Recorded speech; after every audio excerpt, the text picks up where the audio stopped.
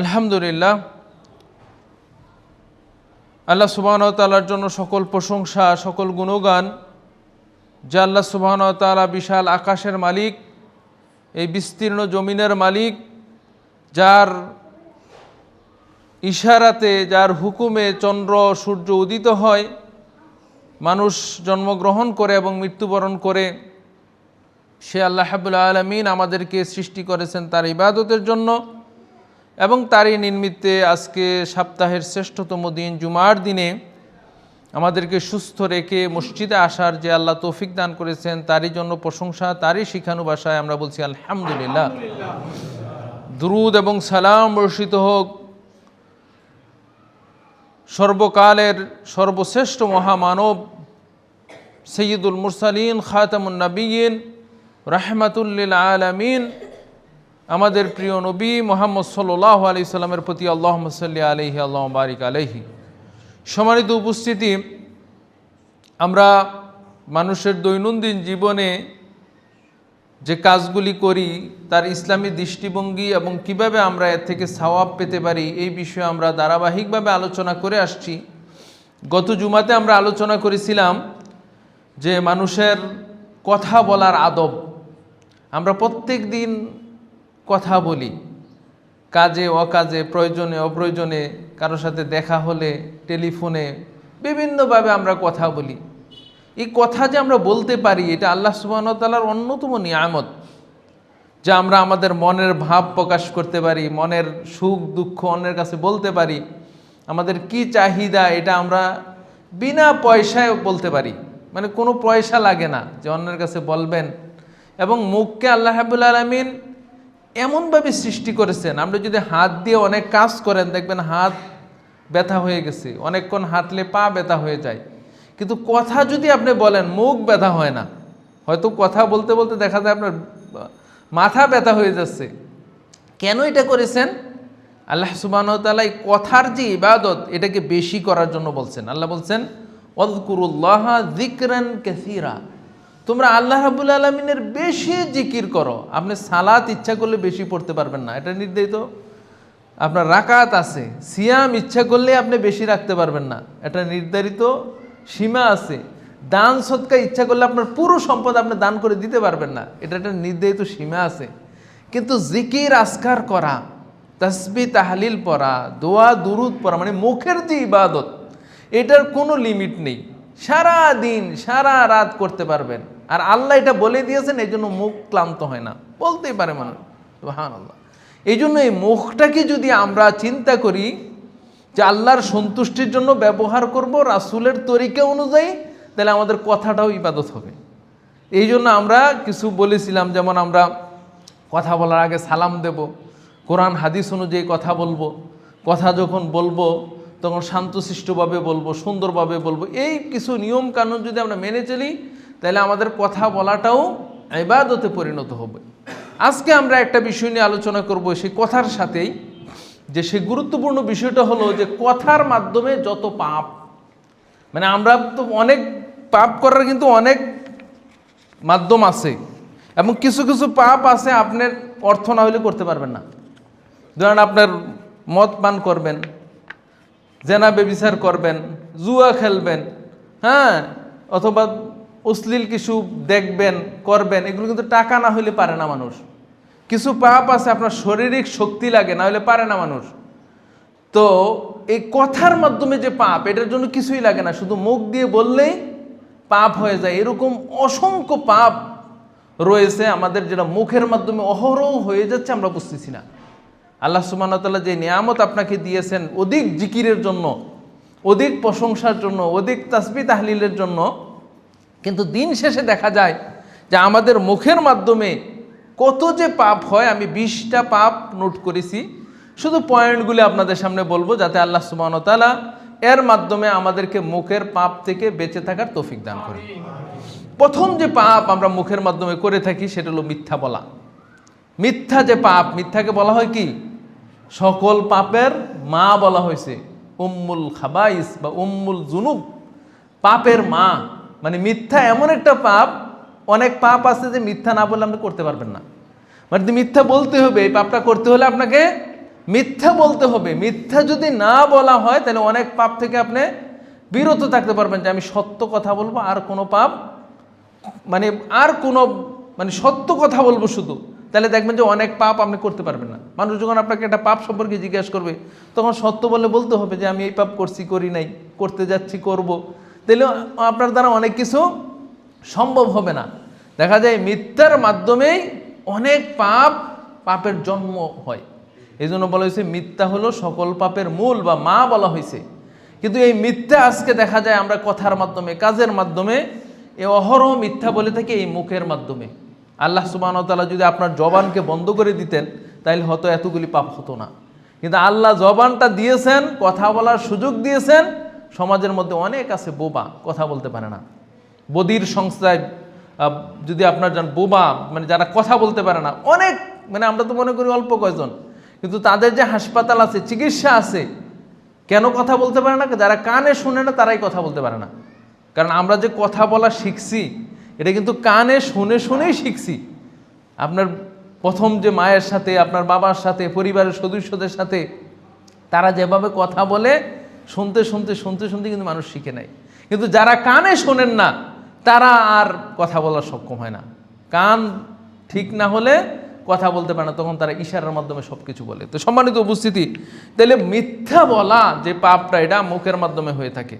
এই মিথ্যা থেকে দূরে থাকার জন্য রাসূল সাল্লাল্লাহু আলাইহি সাল্লামের অসংখ্য নির্দেশনা রয়েছে। আব্দুল্লাহ ইবনে মাসউদ রাদিয়াল্লাহু তাআলা আনহু বলেন, রাসূল সাল্লাল্লাহু আলাইহি সাল্লাম বলেছেন, আলাইকুম বিসিদক, তোমাদের সত্য গ্রহণ করা জরুরি। আলাইকুম তোমাদের উপর ওয়াজিব, ওয়াজিবু আলাইকুম, তোমাদের উপর ওয়াজিব হয়ে গেল যে তোমরা সত্য গ্রহণ করবে। ফাইন্না সিদকা ইয়াহদি ইলাল বির, কারণ সত্য মানুষকে পুণ্যের দিকে, ভালো কাজের দিকে, নেক কাজের দিকে নিয়ে যায়।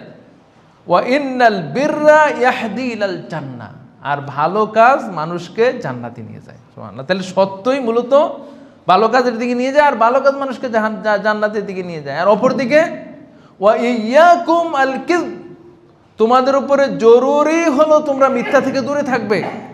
ফা ইন্নাল ইয়াকুম আনিল আলাইকুম বিসিদকি ওয়া ইয়াকুম আনিল কিযব, তোমরা মিথ্যা থেকে দূরে থাকবে। ফা ইন্নাল কিযবা ইয়াহদি ইলাল ফুজুর, কারণ এই মিথ্যা মানুষকে পাপের দিকে নিয়ে দেয়। ওয়া ইন্নাল ফুজুরা ইয়াহদি ইলান নার, আর এই অন্যায় মানুষকে, পাপ মানুষকে জাহান্নামে নিয়ে যায়। তাহলে দেখেন, জাহান্নামে যাওয়ার অন্যতম মাধ্যম, অন্যতম কারণ হলো মিথ্যা।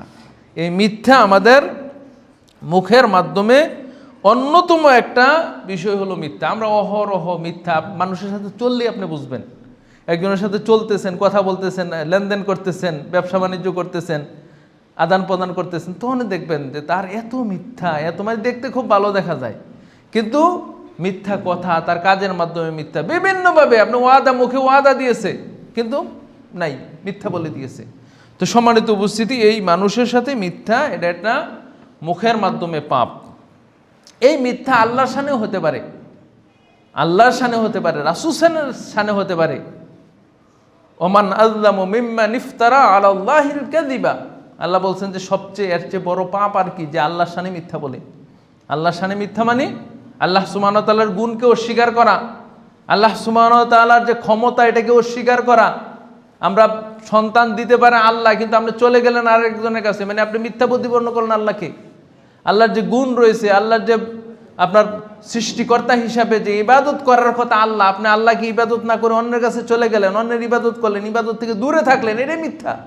তার মানে আপনি আল্লাহকে সত্যভাবে বিশ্বাস করছেন না, আল্লাহর ক্ষমতাকে বিশ্বাস করছেন না, আল্লাহর ক্ষমতাকে মিথ্যা প্রতিপন্ন করছেন, আল্লাহর শাস্তিকে মিথ্যা প্রতিপন্ন করছেন, ফলে আপনি ইবাদত থেকে বঞ্চিত আছেন। রাসূল সাল্লাল্লাহু আলাইহি সাল্লামের শানে মিথ্যা মানে রাসূল সাল্লাল্লাহু আলাইহি সাল্লাম যে শরীয়ত দিয়ে গেছেন, এই শরীয়তকে অস্বীকার করা, এই শরীয়তের ব্যতিরেকে অন্য আরেক শরীয়ত নিয়ে আসা, এই শরীয়তকে না মানা, এই শরীয়তকে অবজ্ঞা করা, এই শরীয়তকে পরিবর্তন করা, এই জন্য মিথ্যা হাদিস বলা, এটাকে রাসূল সাল্লাল্লাহু আলাইহি সাল্লাম মিথ্যা বলছেন। মান কাযাবা আলাইয়া মুতাআম্মিদান ফালিয়াতাবাওয়া মাকআদাহু মিনান নার, যে ব্যক্তি আমার নামে মিথ্যা বলল, মিথ্যা মানে এখন তো আর রাসূলের শানে কিছু বলতে পারবেন না, বরং রাসূল যেই কথা বলে গেছেন, যেই হাদিস রেখে গেছেন, এইটার মিথ্যা বলে দেওয়া, যেটা রাসূল সাল্লাল্লাহু আলাইহি ওয়াসাল্লাম বলছেন, আসলে তিনি বলেন নাই, আমাদের সমাজে দেখবেন অনেক হাদিস, এই যে শবে বরাত আসতেছে সামনে, শবে বরাতের হাদিস, যত ফজিলতের হাদিস সবগুলো মিথ্যা হাদিস।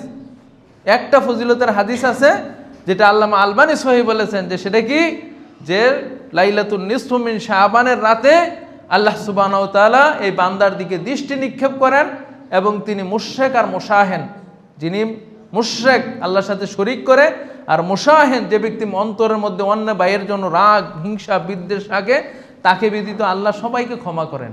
এই একটা হাদিস মাত্র সহিহ বলছেন আল্লামা আলবানী, অনেকে সহিহ বলছেন।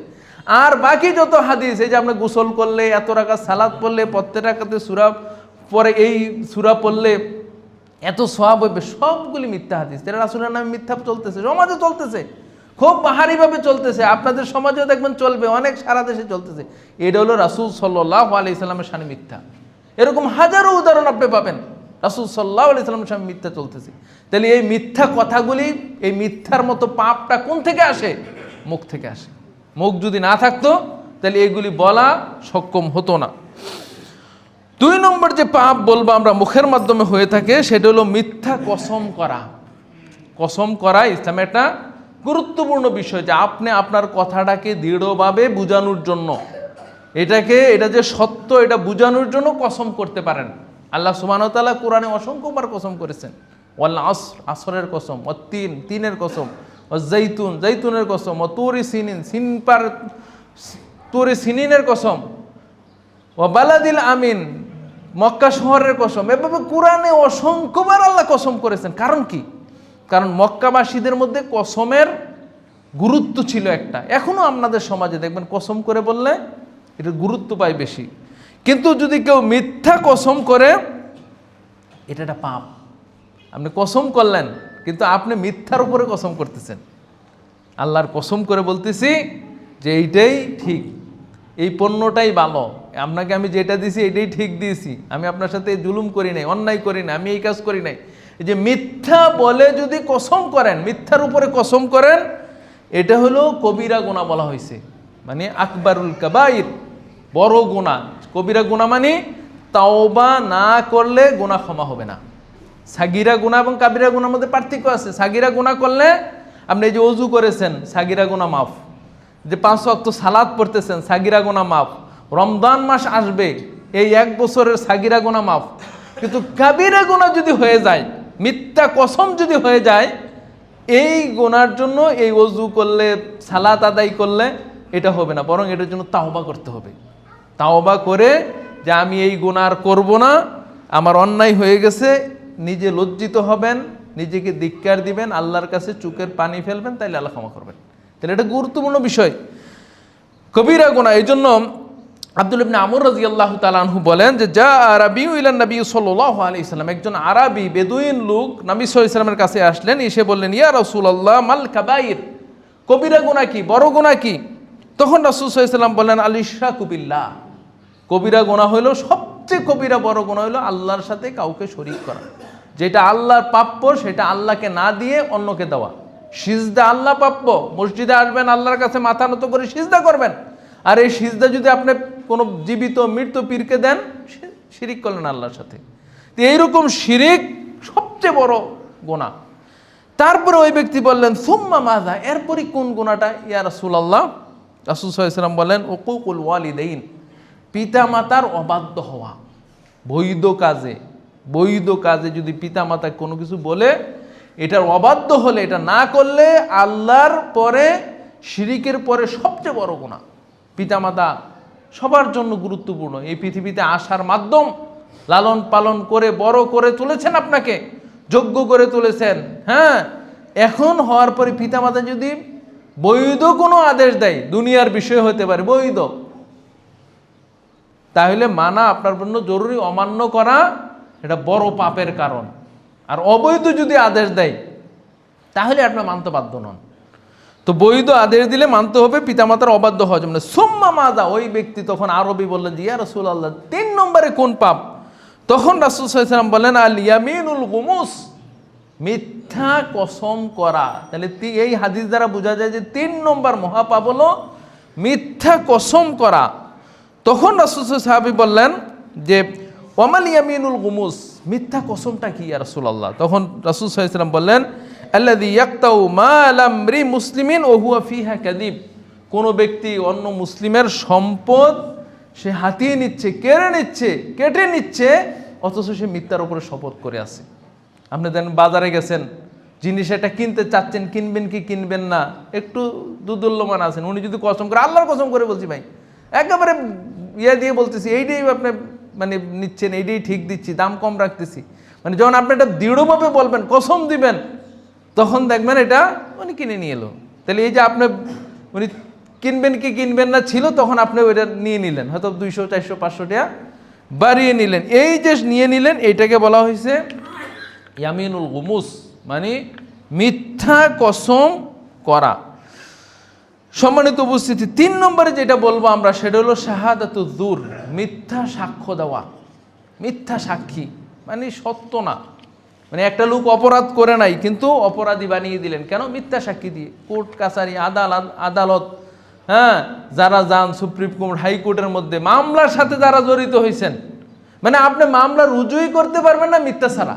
মানে আপনি যেই সমস্যা নিয়ে গেছেন, কবে যেটা মামলাই হয় না, তো কি করতে হবে? কিছু আপনাকে গদবাধা কিছু নিয়ম করতে হবে, কিছু মিথ্যা তাকে সাজাতে হবে, এবং এর পক্ষে আপনাকে সাক্ষী হাজির করতে হবে। তাহলে এখন দেখেন যে কি অবস্থা আপনার এই যে মামলা মোকদ্দমা বলেন, আইন আদালতের মধ্যে বলেন, এত অবস্থা যে মিথ্যা সাক্ষী, কারণ যাকে সাক্ষী নিয়ে যায় তাকেও মিথ্যা বলে নিয়ে যায়। সম্মানিত মানুষের অধিকার নষ্ট হয়ে যাচ্ছে এর মাধ্যমে। এটা হলো মুখের মাধ্যমে। আপনি মিথ্যা সাক্ষীটা দিবেন কিভাবে? মুখের মাধ্যমে। আল্লাহ আপনাকে নিয়ামত দিয়েছেন, আর এই নিয়ামতটা আপনি কিছু টাকার বিনিময়ে বা কারোর সাথে সম্পর্ক থাকার বিনিময়ে আপনি অন্য বাইয়ের বিপক্ষে আপনি ব্যবহার করতেছেন। একটা মানুষকে বিপদে ফেলে দিচ্ছেন, যিনি অপরাধ করে নাই তাকে আপনি জেলে ঢুকিয়ে দিচ্ছেন, যিনি অপরাধ করেছে তাকে আপনি জেল থেকে বের করে দিচ্ছেন। তো সুতরাং এইটা হলো সবচেয়ে বড় গুনাহ। আবি বাকরা নাফি ইবনে হারিস রাদিয়াল্লাহু তাআলা আনহু বলেন যে রাসূল সাল্লাল্লাহু আলাইহি ওয়াসাল্লাম একদিন আমাদেরকে বললেন যে আলা উনাব্বিউকুম বিআকবারিল কাবাইর, আমি কি তোমাদেরকে বড় গুনাহ সম্পর্কে সংবাদ দেব না? তখন সাহাবীগণ বলেন, ইয়া রাসূলুল্লাহ, আপনি আমাদেরকে সংবাদ দেন। তখন রাসূল সাল্লাল্লাহু আলাইহি ওয়াসাল্লাম বলেন, আল ইশরাকু বিল্লাহ ওয়া উকুকুল ওয়ালিদাইন। ওই যে আগে যে দুইটা বলছি, এই দুইটাই, যে আল্লাহর সাথে শিরিক করা হলো সবচেয়ে বড় গুনাহ, পিতামাতার অবাধ্য হওয়া এটা হলো বড় গুনাহ। তারপরে সাহাবী বলতেছেন, কানা মুত্তাকিয়ান। এই কথাগুলি যখন রাসূল সাল্লাল্লাহু আলাইহি ওয়াসাল্লাম বলতেছিলেন, তখন তিনি হেলান দেওয়া অবস্থায় ছিলেন। ফাজালাসা, তিনি তখন বসলেন, বসে আবার বলতেছেন, আলা কাউলুজ জুর ওয়া শাহাদাতুজ জুর, সাবধান, মিথ্যা কথা থেকে তোমরা সাবধান, মিথ্যা সাক্ষী দেওয়া থেকে সাবধান। তিনি বলতেই থাকলেন, আলা কাউলুজ জুর, আলা শাহাদাতুজ জুর, বলতেই থাকলেন। সাহাবী বলতেছেন, হাত্তা কুলতু লা ইয়াস্তানকিযু, আরে রাসূল সাল্লাল্লাহু আলাইহি ওয়াসাল্লাম আর না বলতেন, মানে এতবার তিনি কথাটা বলতেছেন গুরুত্ব দেওয়ার জন্য। আমরা বলতে লাগলাম, রাসূল সাল্লাল্লাহু আলাইহি ওয়াসাল্লাম আর না বলতেন, তিনি যদি চুপ থাকতেন। এত গুরুত্ব তিনি দিয়েছেন। সহিহ বুখারীর 5976 নম্বর হাদিস। তাহলে সম্মানিত উপস্থিতি, মিথ্যা সাক্ষী আপনার মুখ থেকে যাতে মিথ্যা সাক্ষী কখনো না যায়, যা দেখছেন তাই বলবেন। সত্য মানে কি? সত্য বলা হলো বাস্তবতার সাথে যেটা ঘটছে এটাই বলা। আপনি দেখছেন অমুককে মারছে, এটাই বলবেন। আর মিথ্যা হলো আপনার উল্টেই বললেন। মিথ্যা সাক্ষী মানে আপনি উল্টো সাক্ষী দিলেন। তো সুতরাং এর থেকে সাবধান আপনাদেরকে, যে এই দুনিয়ার জন্য, এই অল্প দুনিয়ার ফায়দা হাসিলের জন্য, সম্পর্ক টিকিয়ে রাখার জন্য, হ্যাঁ, এইগুলি যাতে আমাদের দ্বারা, এই মুখ আল্লাহ রাব্বুল আলামিন দিয়েছেন, কিয়ামতের দিন মুখ বন্ধ করে দিবেন। আল ইয়াউমা নাখতিমু আলা আফওয়াহিহিম ওয়া তুকাল্লিমুনা আইদিহিম ওয়া তাশহাদু আরজুলুহুম বিমা কানু ইয়াকসিবুন। আজকের দিনে আমি তোমাদের মুখকে বন্ধ করে দিলাম। সুতরাং আপনি চিন্তা করেন যে আজকে কত মানুষ মুখ বন্ধ। আমরা যদি না হতো, অনেকে তুতলাম এভাবে কথা বলে, অনেকে কথা বলতে পারে না। তা আল্লাহ আপনাকে মুখ দিয়েছেন, এই মুখে যথাযথভাবে ব্যবহার হলো মিথ্যা সাক্ষী থেকে আমরা দূরে থাকবো। আল্লাহ আমাদেরকে হেফাজত করুক। 4 নম্বর যে পাপটা হয়ে থাকে মুখের মাধ্যমে, সেটা হলো গীবত করা। গীবত তো আমরা বুঝি, বিস্তারিত আলোচনা। গীবত হলো অন্যের দোষ তার অগোচরে বলা, মানে তিনি এখানে উপস্থিত নাই, তার কাছে দোষটা আছে, তিনি এই অপরাধ করেছেন, এই অপরাধটা তার অগোচরে তাকে হেয় করার জন্য তাকে বলা। দোকানপাট বলেন, আজকে যে ইলেকশন বলেন, সব গীবত। কারণ গীবত না করলে আপনার আপনি যে ভালো আরেকজন যে খারাপ এটা যদি প্রমাণ না করতে পারেন তো আপনাকে ভোট দিবে কে? মাঠে উঠে যে আমি এই করছি সেই করছি, অমুকে এই বলছে সেই বলছে, এই করছে সেই করছে বললে তখন লোক বলবে যে না আপনি ভালো। এই গীবতের এটা মানে আপনার দুইজন লোক একত্র হইলে দেখা যায় কথার মধ্যেই গীবত চলে আসে।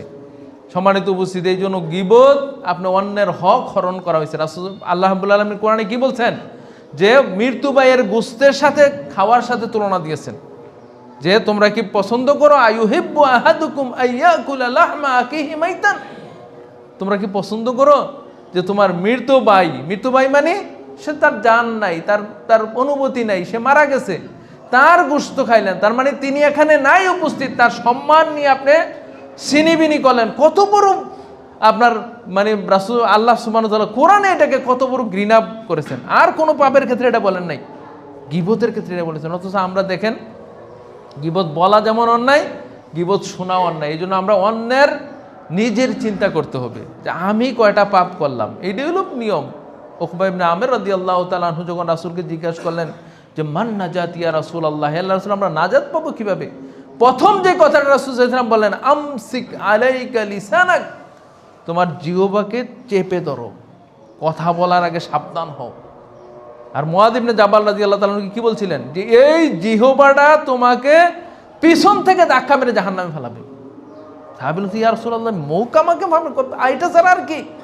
সাকুলাত আলাইকা উম্মুক, হে মুআয তোমার মা তোমাকে হারিয়ে ফেলো। যে মুখ ছাড়া পিছন থেকে ধাক্কা মেরে আর কোন জিনিস জাহান্নামে ফেলাবে তোমাকে? এই মুখ, এই কথা, এই তোমার বচনভঙ্গি, এই তোমার মানুষের সাথে আলোচনা করো, কথা বলো, গীবত করো, এইগুলি তোমাকে জাহান্নামের পিছন থেকে ফেলাবে। তো সুতরাং আপনি সালাত সিয়াম করলেন আর ওই দিক দিয়ে আপনি জাহান্নামের দিকে হাঁটলেন কেন? কারণ আপনি গীবত করেছেন। কিয়ামতের দিন যখন আল্লাহ বিচার করবেন তখন কিছু কিছু পাওনাদারকে হাজির করবেন, পাওনাদারকে হাজির করে করে তখন পাওনাদাররা বলবে যে আল্লাহ আমার সে গীবত করেছে, আমার সে সম্মানহানি করেছে। তখন আপনার নেক আমল থেকে তাকে দিয়ে তারপরে আপনি জাহান্নামে যাবেন আর ওই লোক জান্নাতে যাবে। তাহলে দেখেন গীবত হলো আপনার মানে সবচেয়ে বড় পাপের মধ্যে অন্যতম পাপ। এই পাপটা এই মুখের মাধ্যমে হয়ে থাকে গীবতের মতো পাপ। সুতরাং আমরা এ থেকে দূরে থাকব। 5 নম্বর যে পাপের কথা বলবো সেটা হলো বহতান মানে অপবাদ দেওয়া। গীবত তো ওনার কাছে দোষ আছে আপনি বললেন, আর অপবাদ হলো যে সে দোষ করেই নাই কিন্তু আপনি তার নামে মিথ্যা বললেন। এটা আরো বড় পাপ বলা হয়েছে যে একজনের বাইরের কাছে দোষ নাই, আসলে সে পরে করেই নাই। গ্রাম অঞ্চলে বা বিভিন্ন অঞ্চলে দেখা যায় বিয়ে শাদীর ক্ষেত্রে যে একটা বিয়ে নিয়ে আসছে, যে বলে দেয় যে অমুক মেয়ে তো এরকম করছে সেরকম করছে, দেখা যায় অনেক সময় বিয়ে ভেঙে যায়। এই জন্য কোরআনে যে আপনার বহতানের কথা আসছে এটা মহিলাদের কাছে আসছে, আল্লাযীনা ইয়ারমুনাল মুহসানাত, যারা সতী সাথী নারীদের ক্ষেত্রে অপবাদ দেয়। লুইনু ফিদ দুনিয়া ওয়াল আখিরা, তাদের জন্য দুনিয়া এবং আখিরাতে লানত, ওয়ালাহুম আযাবুন আযীম, আর তাদের জন্য মহান শাস্তি রয়েছে আখিরাতে। আয়েশা রাদিয়াল্লাহু তাআলা আনহাকে জেনার অপবাদ দেওয়া হয়েছিল, আপনারা জানেন বিস্তারিত ঘটনা, সেই ইফকের ঘটনা যেটা সূরা নূরের মধ্যে বর্ণনা করা হয়েছে। তো মিথ্যা অপবাদ মানে সেই কাজ করেই নাই, এর সাথে জড়িতই নাই, আপনি জেনে শুনে মিথ্যা। এটা কিভাবে দিবেন? মুখের মাধ্যমে অপবাদ দিয়ে দিলেন, বলে দিলেন। তাহলে মুখের একটা অন্যতম গুনাহ হলো অপবাদ দেওয়া। আমরা এর থেকে দূরে থাকার তৌফিক দান করুক। 6 নম্বর যে পাপের কথা বলবো সেটা হলো আল্লাহর নাম এবং সিফতের সাথে কুফুরি করা। আল্লাহ সুবহানাহু ওয়া তাআলা বলছেন ওয়ালিল্লাহিল আসমাউল হুসনা ফাদউহু বিহা ওয়া যারুল্লাযীনা ইউলহিদুনা ফি আসমাইহি, আল্লাহর অনেক সুন্দর সুন্দর নাম রয়েছে, এইগুলি দিয়ে তোমরা তাকে ডাকো। আর আল্লাহর নামের যারা বিকৃতি করে এর থেকে দূরে থাকো। যেমন আমরা বলতে পারি খোদা বলা, অনেক সময় খোদা বলি না, এটা খোদা বলার, খোদা কিন্তু আল্লাহর নাম নয়। আল্লাহ যে 99টি প্রসিদ্ধ 99টি নাম রয়েছে তার মধ্যে তো নাই, আল্লাহর জাতি নামের মধ্যেও নাই খোদা, ভগবান, গড। হ্যাঁ, এগুলি বলা আল্লাহর বিকল্প নয়, আল্লাহ, এর কোনো অনুবাদ হয় না। তো সুতরাং এই যে আমরা খোদা বলি এইগুলি তাহলে আল্লাহর নামের বিকৃতি, এটা আল্লাহর। তারপর আল্লাহর গুণের ক্ষেত্রে অনেকে আল্লাহর গুণের ক্ষেত্রে বলে থাকেন যে আল্লাহ নিরাকার, তাহলে এটা তো আপনার আল্লাহর শানে মিথ্যা বললেন, কুফরি করলেন। কোরআনে অসংখ্য জায়গায় আল্লাহ বলছেন যে আল্লাহ সুবহানাহু ওয়া তাআলার গুণ রয়েছেন। তিনি হাতের গুণের কথা বলেছেন, তিনি তার চেহারার গুণের কথা বলেছেন, পায়ের গুণের কথা বলেছেন। আপনি নিরাকার বলে দিলেন, সর্বত্র বিরাজমান বলে দিলেন। এটা আল্লাহর নামের মধ্যে কুফরি করা, এটা মুখের মাধ্যমে হচ্ছে, মুখের মাধ্যমে এটা বর্ণিত হচ্ছে। তাহলে এটা একটা মুখের একটা অন্যতম পাপ হলো আল্লাহর যে সিফত এবং গুণ রয়েছে, সিফাত রয়েছে, নাম রয়েছে, এগুলিকে অস্বীকার করা, বিকৃতি করা, পরিবর্তন করে দেওয়া। 7 নম্বর যে পাপের কথা বলবো সেটা হলো ফতুয়া দেওয়া জ্ঞান ছাড়া, আল ফতুয়া বিদুন ইলম ছাড়া ফতুয়া দিয়ে দেওয়া। মানে আপনার কাছে এই বিষয়ে জ্ঞান নাই, লা তাকফু মা লাইসা লাকা বিহি ইলম।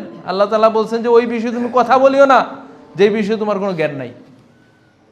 তারপরে হাদিসে রাসূল সাল্লাল্লাহু আলাইহি ওয়াসাল্লাম বলছেন যে কিয়ামতের আগে এমন হবে যে আল্লাহ সুবহানাহু ওয়া তাআলা ইলমকে উঠিয়ে নেবেন। কিভাবে উঠিয়ে নেবেন? যারা জ্ঞানী ব্যক্তি তাদের মৃত্যুবরণের মাধ্যমে আল্লাহ সুবহানাহু ওয়া তাআলা ইলম উঠিয়ে নেবেন। হাত্তা ইযা লা ইয়াবকা আলিমান, এমন অবস্থা হবে যে শেষে আর যোগ্য আলেমের থাকবে না পৃথিবীতে। ইত্তাখাযান নাসু রুসান যুখাল, তখন মানুষেরা যারা জাহেল হবে তাদের কাছে যাবে। ফাসালুহু, এবং তাকে কিছু বিষয় জিজ্ঞেস করবে।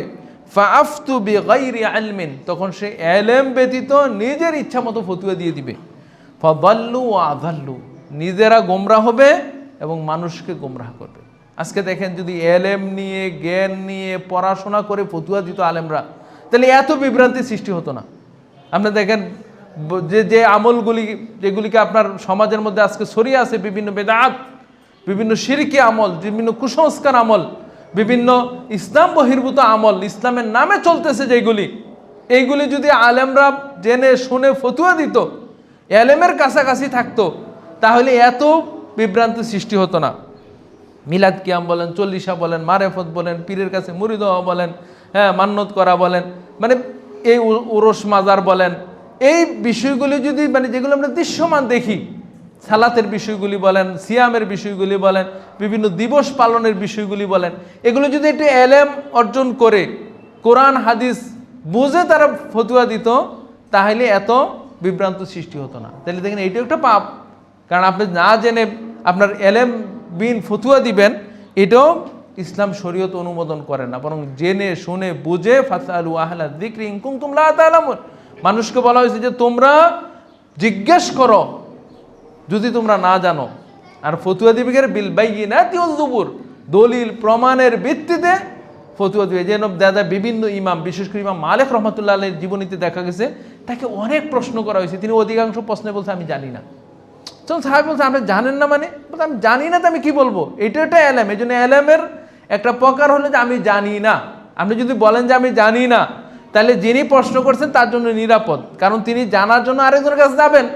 ধরেন এই রাস্তায় আপনি দাঁড়িয়ে আছেন, একজনে জিজ্ঞেস করলো যে ভাই ত্রিমণি মসজিদটা কোথায়, আপনি উল্টো দিকে দেখিয়ে দিচ্ছেন, মানে জানেন না তাও দেখিয়ে দিচ্ছেন, তাহলে তার জন্য সমস্যা হলো না? সে অনেক দূর যেয়ে শুনলো যে না আসলে এখানেই মসজিদ, কিন্তু তিনি বিভ্রান্ত হয়েছেন। কিন্তু যদি আপনি বলতেন যে ভাই আমি চিনি না, আমি নতুন আসছি, আমি চিনি না, সে আরেকজনের কাছে জিজ্ঞেস করতো, তাড়াতাড়ি আসতে পারতো। এই জন্য না জেনে জানি না এই কথা বলাটা আমাদের অনেকে মনে করে যে না জানে কি মানুষ মনে করবে, চাইতে এত বড় আলেম কিছুই জানে না। না, জানি না বলাটাই এক প্রকার এলেম। যদি এইটাও বলতো যে আমি জানি না, তাও কিন্তু অনেক মানুষ আপনার মানে জানার জন্য অন্য জায়গায় যেত। তাইলে বিনা এলেমে ফতুয়া দেওয়া এটা মুখের একটা পাপ। নজর করা, মান্যত করা যেটাকে বলি, এটা মুখের মাধ্যমে মান্যত করে মানুষ, এবং এটা যদি আল্লাহ ছাড়া অন্যের নামে মান্যত করে তাহলে এটাও একটা পাপ হবে। মান্যতকে ইসলাম উৎসাহিত করে না। আমরা অনেক সময় বিপদ বলে মান্যত করি, কিন্তু মান্যতকে উৎসাহিত করে না। সহিহ বুখারীর হাদিস, ইন্নান নাযরা লা ইউকাদ্দিমু শাইয়ান ওয়া লা ইউআখিরুহু, মান্যত মানে ভাগ্যের কোনো কিছুকে আগাইয়াও দেয় নাই, পিছাইও দেয় নাই, ভালোও করে না, মন্দও করে না। ইন্নামা ইউস্তাখরাজু বিন নাযরি মিনাল বাখিল, বখিলের পকেট থেকে কিছু সম্পদ কেড়ে নেয়। মান্যত করলে বখিলের পকেট থেকে সম্পদ কেড়ে নেয়। এটা সহিহ বুখারীর 6692 নম্বর হাদিস। এই জন্য মান্যতকে ইসলামী শরীয়ত উৎসাহিত করে না, উৎসাহিত করে দান সৎকার করবেন। আপনি বিপদে পড়েছেন, দান করে দেন, করে আবার আল্লাহর কাছে দোয়া করেন যে আল্লাহ আমি তোমার রাস্তায় দান করলাম, আমার বিপদ উদ্ধার করো। এটা হলো ইসলামী শরীয়তের নিয়ম। আর যদি মান্যত করে ফেলেন, কেউ যদি মান্যত করেই ফেলে, তাহলে এটা আদায় করতে হবে। আপনি মান্যত করেছেন যে আমার ছেলেটা যদি পাস করে তাহলে আমি একটা মসজিদে একটা ছাগলের টাকা দেবো, দিতে হবে এটা। আর যদি মাজারে মান্যত করেন, কোনো পীর সাহেবের মান্যত করেন, তাহলে দেওয়া যাবে না। ভালো কাজে মান্যত করলে এটা আদায় করতে হবে, আর মন্দ কাজে মান্যত করলে সেটা আদায় করা যাবে না। তবে মান্যতের চাইতে উত্তম হলো আপনার দান সদকা করা। আল্লাহ ব্যতীত অন্যের নামে কসম করা 9 নম্বর পাপ হলো আল্লাহ নামে। আমাদের সমাজে দেখা যায় যে মা বোনগণ আছেন, পুরুষরা আছেন, অনেকে কি করে ছেলে মেয়ের নামে কসম করে, হ্যাঁ, কোরআনের নামে কসম করে, কারো মাথায় হাত দিয়ে কসম করে, বিভিন্ন জিনিসের নামে কসম করে মুখের মাধ্যমে। এই কসম করা এটা একটা ইবাদত।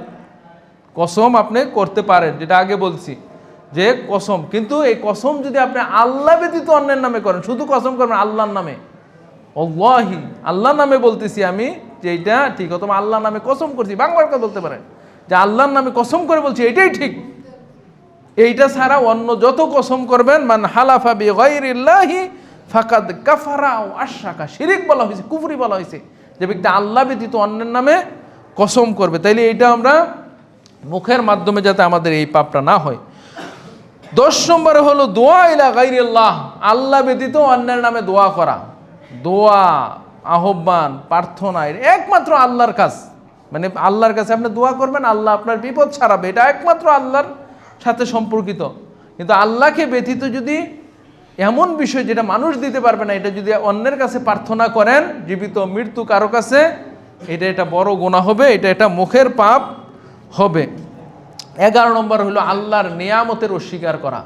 আল্লাহ আপনার যে নিয়ামত দিয়েছেন, কি হলো, কিছুই পাইলাম না, হ্যাঁ, আল্লাহ আমাকেই এত কষ্ট দিল, মানে এই যে আল্লাহর এই নিয়ামতের প্রতি যদি আপনি বিতৃষ্ণা হয়ে যান, কুফরি করেন, মানে অস্বীকার করেন আল্লাহ যতটুক দিয়েছে ততটুকের প্রতি। এই জন্য বলা হয়েছে যে তোমরা নিচের দিকে তাকাও, আপনি যেই বিপদে পড়ছেন এর চেয়ে কঠিন বিপদে আরও অনেক লোক পড়ে আছে অনেক আগে থেকেই। তো সুতরাং আল্লাহর নিয়ামতের অস্বীকার এই মুখ দ্বারা যাতে না হয়। 12 নম্বরে যেটা বলবো সেটা হলো আল্লাহ এবং তার রাসূলকে গালি দেওয়া। আল্লাহ এবং তার রাসূলকে গালি দেওয়া। আল্লাহ সুবহানাহু ওয়া তাআলা হাদিসে রাসূল সাল্লাল্লাহু আলাইহি ওয়াসাল্লাম বলছেন যে আল্লাহ তাআলা বলেন, কাযাবানি ইবনে আদম, ইবনে আদম, বনি আদম আমার প্রতি মিথ্যা আরোপ করে, ও শাতামানি, এবং আমাকে গালি দেয়। কিভাবে মিথ্যা আরোপ করে?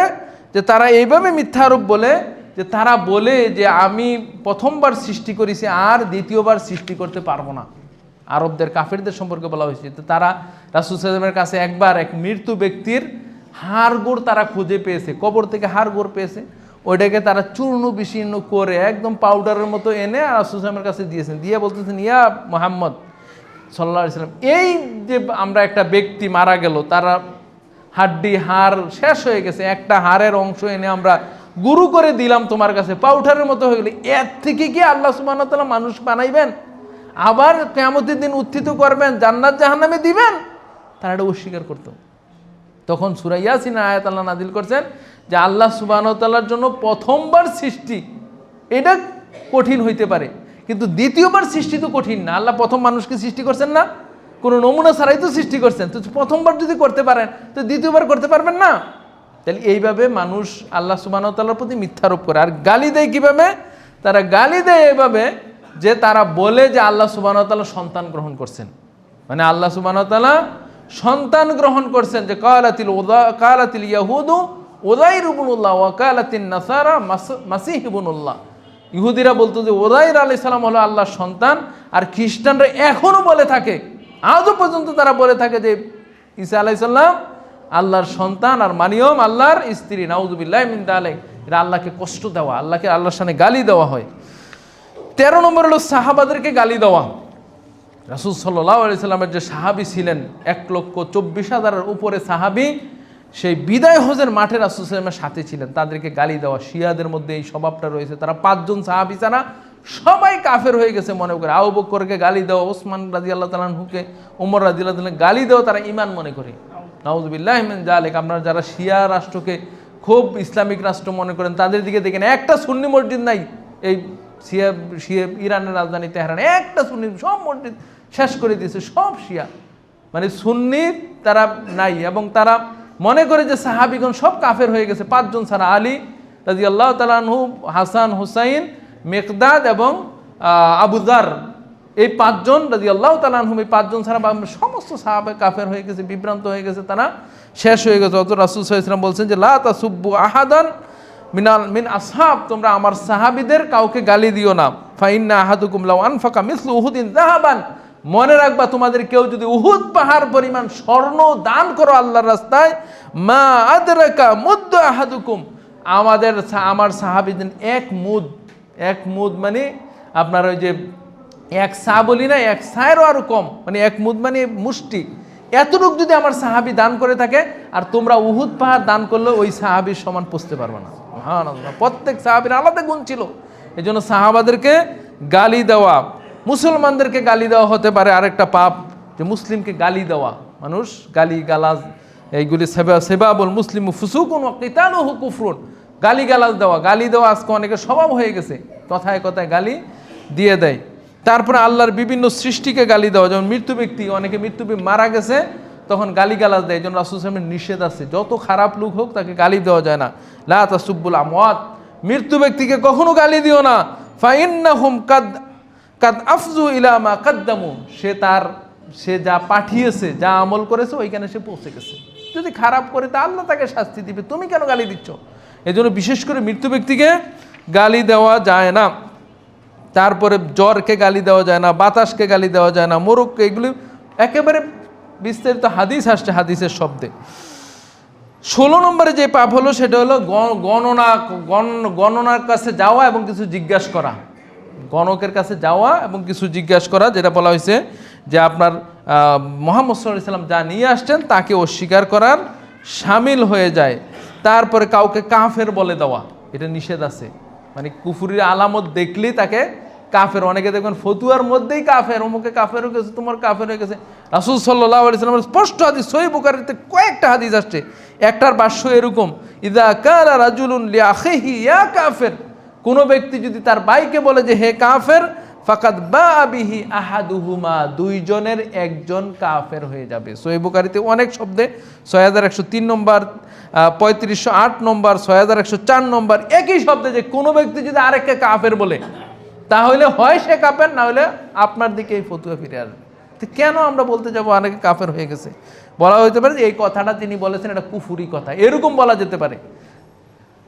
তারপরে আপনার অশ্লীল কথা বলা, কাকে লানত দেওয়া, হ্যাঁ, এবং সর্বশেষ যেটা বলবো সেটা হলো ঝগড়া করা, ঝগড়াঝাটি মুখের মাধ্যমে। আল্লাহ এমন ঝগড়াঝাটি যে আল্লাহ মুখ দিয়েছেন, সেটা দিয়ে আমরা অনেক ঝগড়াঝাটি করে থাকি। সম্মানিত উপস্থিতি, একটা হাদিস বলে আমি শেষ করে দেবো। আবু উমামা বাহিল রাদিয়াল্লাহু তাআলা আনহু বলেন, রাসূল সাল্লাল্লাহু আলাইহি ওয়াসাল্লাম বলেছেন, আনা যাইমুন বিবাইতিন ফি রাবাদিল জান্নাহ, আমি জান্নাতের কিনারে একটা ঘরের জামিন হব ওই ব্যক্তির জন্য, লিমান তারাকাল মারাআ ওয়া ইন কানা মুহিক্কান, কোন ব্যক্তি যদি তর্ক বিতর্ক ঝগড়া ছেড়ে দেয়, যদিও সে হক পথে থাকে।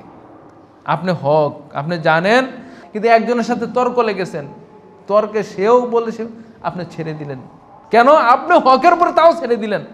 এইটা যদি করতে পারেন তাহলে আপনার জন্য রাসূল সাল্লাল্লাহু আলাইহি ওয়াসাল্লাম জান্নাতে একটা ঘরের জামিন হবে।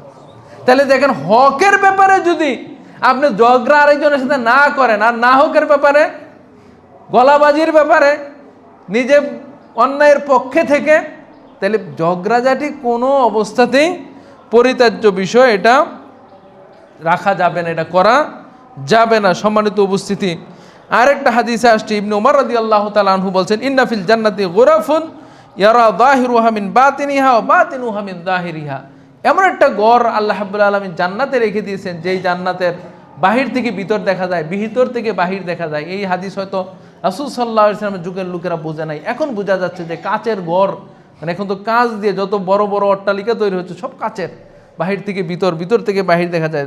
তখন আবু মুসা আশআরী রাদিয়াল্লাহু তাআলা তিনি বলেন, ইয়া রাসূলুল্লাহ, এটা কার জন্য? এত সুন্দর, এত চমৎকার, এত চকচকে ঘরটা কার জন্য? তখন রাসূল সাল্লাল্লাহু আলাইহি ওয়াসাল্লাম বলেন, লিমান আলানাল কালাম, ওই ব্যক্তির জন্য যে ব্যক্তি কথা সুন্দরভাবে বলে, মসৃণভাবে বলে, একেবারে নরম সুরে কথা বলে, ধমক দিয়ে ঝগড়ার সুরে একেবারে দাম্ভিকতার সহিত যে কথা এড়িয়ে চলে, তার জন্য আল্লাহ সুবহানাহু ওয়া তাআলা জান্নাত রেখেছেন। সম্মানিত উপস্থিতি, এই মুখ আপনার জন্য নিয়ামত। এই মুখকে যদি আপনি হেফাজত করতে পারবেন, রাসূল সাল্লাল্লাহু আলাইহি ওয়াসাল্লাম জান্নাতের জামিন হওয়ার ঘোষণা দিয়েছেন। সাহাল ইবনে সাদ আস-সাদি বলেন, রাসূল সাল্লাল্লাহু আলাইহি ওয়াসাল্লাম বলছেন, মাইয়াদমান লিমা বাইনা লিহাইহি ওয়া মা বাইনা রিজলাইহি, কেউ যদি আমাকে দুই চোয়ালের মাঝখানে যে মুখ রয়েছে, জিহ্বা রয়েছে, এটার জামিন হতে পারে, এবং দুই পায়ের মাঝখানে যে লজ্জাস্থান রয়েছে, এটা এই দুইটা জিনিসের যে জামিন হবে, আযমান লাহুল জান্নাহ, আমি জান্নাতের জামিন হয়ে যাব। সুবহানাল্লাহ, সুবহানাল্লাহ। সম্মানিত উপস্থিতি, এই জন্য আপনার প্রতিটা কথা, প্রতিটা বাক্য, প্রতিটা উচ্চারণ, প্রতিটা অনুভূতি, এই সবগুলি আল্লাহ সুবহানাহু ওয়া তাআলা রেকর্ড করতে যাচ্ছেন। মা ইয়ালফিযু মিন কাউলিন ইল্লা লাদাইহি রাকিবুন আতীদ। এমন কোনো কথা মানুষ বলে না যেই কথা আল্লাহ সুবহানাহু ওয়া তাআলার ফেরেশতাগণ লিপিবদ্ধ করে না রাখে। সুতরাং আমাদের মুখ থেকে যাতে এমন কথা বের না হয়, এমন গুনাহে না হয়ে যায় যে আপনার টাকাও খরচ হলো না, পয়সাও খরচ হলো না, শরীরেরও কোনো উপকার হলো না, মুখ দিয়ে বলে দিলেন, অন্যায় হয়ে গেল, পাপ হয়ে গেল, এটার কারণে জাহান্নামে যেতে হবে, এর থেকে যাতে বাঁচতে পারে। এই জন্য রাসূল সাল্লাল্লাহু আলাইহি ওয়াসাল্লাম বলছেন যে মান কানা ইউমিন বিল্লাহি ওয়াল ইয়াউমিল আখির ফালিয়াকুল খাইরান আও লিয়াসমুত, যে ঈমান আনবে আল্লাহ এবং তার রাসূলের প্রতি, সে যাতে ভালো কথা বলে, না হলে চুপ থাকে। আল্লাহ সুবহানাহু ওয়া তাআলা আমাদের ভালো কথা বলার অথবা চুপ থাকার তৌফিক দান করুন। হাযা ওয়া সাল্লাল্লাহু আলা নবিয়িনা মুহাম্মদ ওয়া আলা আলিহি ওয়া সাহবিহি আজমাইন। আল্লাহুম্মা সাল্লি আলাইহি ওয়া বারিক আলাইহি।